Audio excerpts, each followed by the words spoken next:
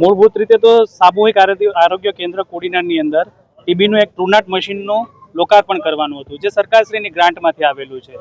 અને સરકારશ્રીમાંથી પરિપત્ર છે કે જે પણ કોઈ પદાધિકારીઓ હોય એને આમંત્રિત કરવા અને એમના હાથે લોકાર્પણ કરવું.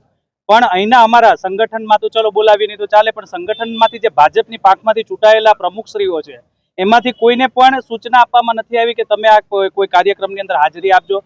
કલેક્ટરશ્રી દ્વારા તેમના હાથે ડાયરેક્ટ બધીમાં ઓપનિંગ કરી અને લોકાર્પણ કરી નાખવામાં આવે છે. જ્યારે પરિપત્રની અંદર ચોખ્ખું લખેલું છે કે પદાધિકારીઓને આમંત્રિત કરવા અને એમના હાથે લોકાર્પણ કરવું, પણ જે સદંતર એનો જાણે અવમાનના થઈ રહી હોય એવું લાગી રહ્યું છે. શું તમારી માંગ શું છે? તમે સરકારને શું રજૂઆત? કઈ નહીં, એક પ્રણાલી છે કે ભાઈ સામાન્ય લોકો જે છે એ કોર્પોરેટરને ચૂંટતા હોય છે કે તાલુકા પંચાયતના સદસ્યોને ચૂંટતા હોય છે, જિલ્લા પંચાયતના સદસ્યોને ચૂંટતા હોય છે.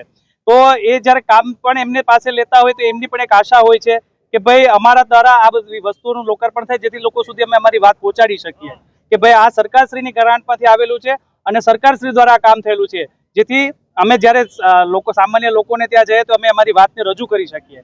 જેનો સતત સદંતર આ છેલ્લા ઘણા સમયથી આવી રીતે થઈ રહ્યું છે. થોડા ટાઈમ પહેલા એક આપણે જે કોડીનારનું બસ ડેપો છે એનું પણ વેરાવળમાંથી ઓપનિંગ થયું હતું. ત્યાં પણ કોડીનારના કોઈ પણ સંગઠનના કે ચૂંટાયેલી પાંખના કોઈ પણ લોકોને આમંત્રણ આપવામાં નહોતું આવ્યું.